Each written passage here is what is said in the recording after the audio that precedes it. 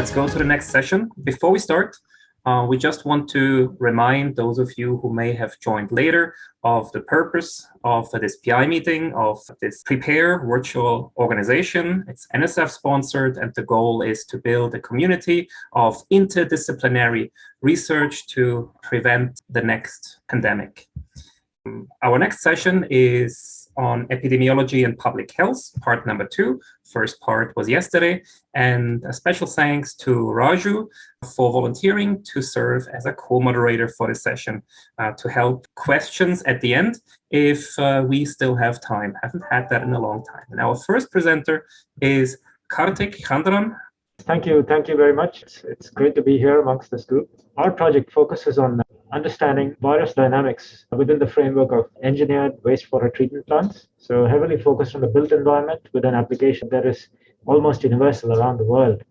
And so the specific goals of our project are to develop a good understanding of the link between what we detect in the wastewater in terms of SARS-CoV-2 concentrations and diversity, and the health of the communities that actually discharge into a given wastewater treatment plant or a sewer shed or something like that. And then the next objective also is to determine the fate of the virus, here SARS-CoV-2, in these engineered wastewater treatment plants as they flow from one operation to another. For instance, settling, biological treatment, disinfection, and so on and so forth. Since the beginning of the pandemic, we've basically scaled to different systems. Again, as you will see, with multiple scales. So we are conducting direct sampling, and the profile on the left is Chenghua Long, who is a PhD student in my group, and he's going to present immediately after I do. We are sampling in wastewater treatment plants, sewage treatment plants, and sewer sheds. So we are talking about populations on the order of 10 to the 6 or millions. We're also sampling at specific university residential buildings. So here we're talking 100 to thousands. And then we're also looking at healthcare and other facilities where we have, sorry to use the term, captive populations. And so we are doing all this work, and the objective is to not just stop there, but do some translation to try and see if we can extend to community health, understanding community health.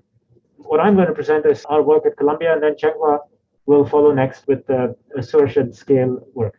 At the bottom of the slide, you see 2 profiles. So this is our own testing program at Columbia, which is run through the university, and there's parallel testing of individuals, and then we are doing system-wide wastewater testing.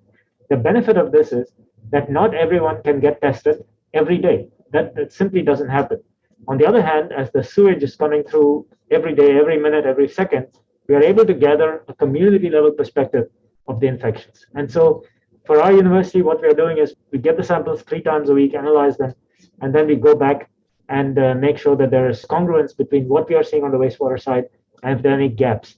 And that's what I'd like to share with you on the next slide. So what I'm showing here are fingerprints of 2 buildings. One is on the left-hand side, so it's Wien, and then East Campus, these are both campus buildings. And we're talking about hundreds, sometimes close to 1,000 residents. And so you see here, we started monitoring here last fall. So this has gone on for more than a year now. And if you zoom into the left profile, so if you look around December 11th of last year, almost a year ago, we didn't have any hits on the concentration of the virus, but then we saw a spike up. That had not been picked up by individual clinical testing. In fact, when we saw this, we informed the university, they went back and actually found 1 case which corresponded to this detection. And this has been a trend that has repeated over and over and over again. So again, it goes back to the point that not everyone can get tested every day. In fact, this is impossible.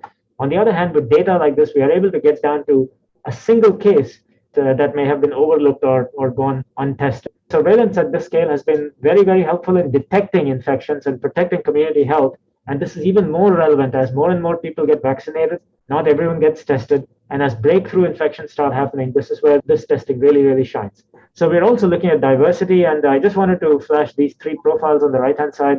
We would expect within a campus, we would get the same viral diversity. That is not the case. That was not the case prior to Delta. Now, the green bars, they are across a few buildings. Everything is Delta. The point here is, again, the success of this type of monitoring really hinges on how well it is integrated into existing monitoring programs, and that's what has been happening here. And so what has gone well, we really need to start working with the stakeholders right from the beginning, otherwise none of this is going to work. We've also made significant progress in really reducing the turnaround time of our process here. Challenges, still a human element in terms of interpreting the data. Perhaps we could overcome that, perhaps there's not. the possibility, and other pathogens. This is something we are very interested in to track as well. Very quickly, we'd like to collaborate with groups who can perhaps offer advanced data analytics for us to even predict infection trends even better than what we are doing right now. And then always analytical improvements to speed up the analysis process. Thank you very much. Hello, everyone. I'm Chen Hua Long, a PhD student at Columbia University. My advisor is Professor Kartik Chenjan, and my presentation topic is tracking SARS-CoV-2 abundance and diversity.